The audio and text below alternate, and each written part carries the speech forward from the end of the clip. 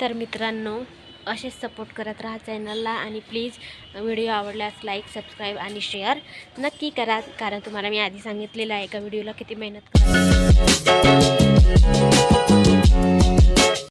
मित्रांनो, स्वागत आहे तुमचे माझ्या नीलू लाईफस्टाईल या यूट्यूब चॅनलवरती. तर माझ्या न्यू ब्लॉगमध्ये तर कसे आहात तुम्ही? मस्त आणि आनंदी आहात ना? तर असेच मस्त आणि आनंदी आणि माझ्या चॅनलला सपोर्ट करा मित्रांनो.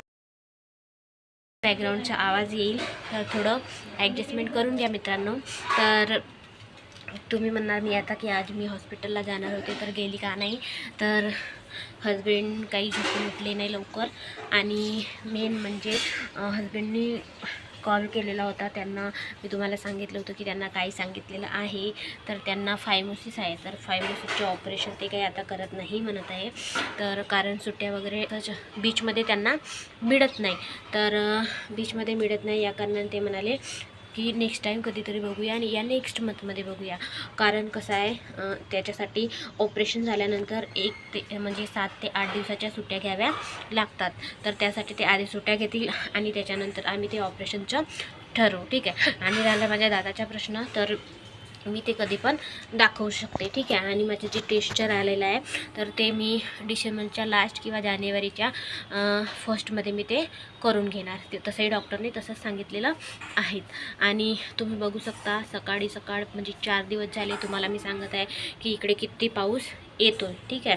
तर तुम्ही बघू शकता, मी तुम्हाला दाखवते. इथे सुद्धा सगळं ओलंच आहे, तरीसुद्धा मी इथे पायरीवरती बसलेली आहे. ओलंच होतं तरीसुद्धा बसले, बघा पाणी किती जमा झालेलं आहे. तर मग त्याच्यानंतर सकाळी उठले, मिनी ब्लॉग वगैरे बनवला, तुम्हाला माहीतच आहे. तर ब्लॉग वगैरे बनवला, तो सकाळी पाऊस येत होता, तर मी पाऊस थोडा येत होता तेव्हाच मी ते थोडं सामान वगैरे आणायला गेलेले होते. तर त्याच्यानंतर आणखी पाऊस आला, खूप अंधारलेलं होतं. आणि त्याच्यानंतर मग आम्ही म्हटलं थोडं आज सुट्टी पण होती यांची, तर आम्ही मग ओरियन मॉलमध्ये म्हणजे संकेतचा टिफिन वगैरे द्यायला गेलो. मी स्वयंपाक वगैरे केला आणि आम्ही टिफिन घेऊन गेलो. मग तिथे थोडंसं फिरलो वगैरे, जास्त वगैरे नाही, परंतु आता ठरवलेलं होतं की आता जायचं JP पार्कला 4-5 वाजता. तर तुम्ही म्हणणार की आता मी गेले का नाही, तर शक्यतोवर मी जाऊ पण शकते आणि नाही पण जाऊ शकत, ठीक आहे. जर गेलेच तर तुमच्यासोबत नक्की शेअर करेलच, नाही गेले तर मग काही हरकत नाही, नेक्स्ट सुट्टीला बघूया. तर आज पण हजबंडसोबत थोडं माझं भिन असलं, म्हणजे भांडण झालं का. आता तुम्ही म्हणणार का बरं, तर तुम्ही समजू शकता की ते नाही म्हणत होते ऑपरेशनला आणि मी त्यांना म्हटलं की हॉस्पिटलला तुम्ही चालले नाही. कारण काय आहे, एकदा ऑपरेशन केलं की चांगलं होऊन जातं. एकतर लहानपणापासून त्यांनी ऑपरेशन केलेलं नाही मित्रांनो, तुम्हीच विचार करा. कारण जसं जसं व्यक्ती मोठा होत असतो, माणूस मोठा होत असतो, तसं जे स्किन राहत असते ती जाड होत असते आणि त्यांचा आणखी त्रास होत असतो. ऑलरेडी त्रास तर होतोच, परंतु जर ऑपरेशन केलं नाही तर आणखी एकदाचं ऑपरेशन करून घ्यायचं आणि फुरसत. तर कसं आहे, ऑपरेशन झाल्यानंतर कमी कमी बेड रेस्ट पाहिजे 8 ते म्हणजे 7-8 दिवसाच्या, म्हणून काही मग त्यांनी ऑपरेशन केलं नाही. मग आम्ही टिफिन वगैरे दिला आणि आम्ही घरी आलो. तर घरी आता थोडा रेस्ट वगैरे केला, तर राहिलेले कामं माझे करायचे होते मित्रांनो. म्हणजे मी स्वयंपाक केला, झाडू वगैरे लावला आणि मग आम्ही तसंच गेलो रेडी वगैरे होऊन. आंघोळ वगैरे बी केली होती, पण कसं गॅस ओटा वगैरे साफ करायचा होता, भांडे घासायचे होते आणि कपडे पण. आताही कपडे वॉश करायचे आहे. आता तुम्ही म्हणणार 3-4 वाजून गेले आणि मी कपडे वॉश का नाही केले, तर तुम्ही बघू शकता किती पाऊस आहे आणि किती पाणी जमा झालेलं आहे. ऑलरेडी कालचे कपडे जी हे राहते लायब्ररी, त्याच्यामध्ये टाकलेली आहे वाळू. तर गॅलरीमध्ये कपडे ऑलरेडी खाली टाकलेले आहे आणि तिथे कपडे वाळू घालायला जागा नाही आहे. तर ओले कपड्याचा वास येत असतो मित्रांनो, त्याच्यामुळे मी धुतलेले नाही. तर आता बघू शकता थोडं खुलं झालेलं आहे वातावरण, तरी ह्या बाड्या पण पाऊस येत नाही आहे, पाऊस येऊन गेलेला आहे. तर आता कपडे मी वॉश वगैरे करते आणि त्याच्यानंतर त्या रॅमवर कपडे टाकून देते. म्हणजे पाणी थोडं सोकलं तर मग आपण दोरीवर म्हणजे रस्सीवर टाकू शकतो मित्रांनो, ठीक आहे. तर बघा मी आज झोपलीसुद्धा नाही, सकाळीच उठले हॉस्पिटलला जायचं आहे म्हणून. तर वेळेवर हजबंडनी नाही म्हणाले की नाही जात. तर तुम्ही म्हणणार हे बॅकग्राऊंड कुठचं आहे, तर तुम्हाला दाखवते. तुम्हाला म्हटलं होतं की टेरिसवरचे बॅकग्राऊंड किती छान दिसते, तर बघू शकता.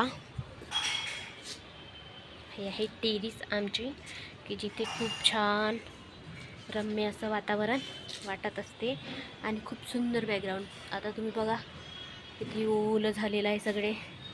आणि हे बघा, हे आहे नारळाचे झाडं. बघा किती मोठे मोठे नारळं लागलेले आहेत. इथनं झूम नाही होते माझ्या मोबाईलमध्ये. तर मित्रांनो, तुम्ही चारी राऊंड भोवताल बघितलं तुम्हाला नारळाचे झाडं बँगलोरमध्ये म्हणजे कर्नाटका स्टेटमध्ये खूप दिसतील. हे बघा इथे आहे, माझ्या मागच्या साईडला पण आहे बघा तिकडे, आणखी तिकडे पण असणारच आणि इकडे पण आहे. हे बघा म्हणजे चारही राऊंडला नारळाचे झाडं आहेत मित्रांनो. तर बघा इथे काम चालू आहे आमच्या बिल्डिंगसमोर. तिथे आणखी एक मोठी बिल्डिंग बनत आहे. तर इथे खूप नारळ लागले मोठे मोठे आणि ते वरून तुटले की खाली पडतात. तर दणकन असा जोरात आवाज येत असतो. बघू शकता इथे खाली पडते आणि खूप खायची मजा राहत असते इकडे नारळ पाणी. आणि सर्वात जास्त फेमस आहे तुम्हाला माहीत आहे, नारळ पाणी राहते, इडली सांबार वगैरे सगळं आहे. तर टेरिसवर सगळे कपडे वाळू घालत असतात, पण कसं वर यावं लागते त्या कारणाने मी काही वर येत नाही मित्रांनो. कारण कसं आहे 3ऱ्या फ्लोअरवर वरती आहे, तर त्या कारणाने रोज चढणं होतं ना. आधी यायचे रोज, परंतु आता काही मी रोज येत नाही. तर ऊन वगैरे राहिली तर येत जाईल, परंतु आता बादलच राहते आणि ऊन पण येत नाही, पाऊसच आहे, त्यामुळे मी काही वर येत नाही.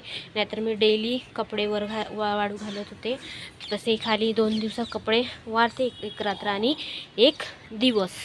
तर ऊन राहिली तर एका दिवसामध्ये वाढून जात असते, परंतु आता काही मी वर येत नाही. तर मी आता खाली व्हिडिओ काही बनवला नाही. हजबंड आराम करत आहेत, त्यांनी नाश्ता वगैरे केला आणि मी पण काही जेवण केलं नाही. आज मी नाश्ताच केला, त्यांनी जेवण केलेलं होतं आणि ते मोबाईल बघत बसली आहे. पाऊसच येत होता.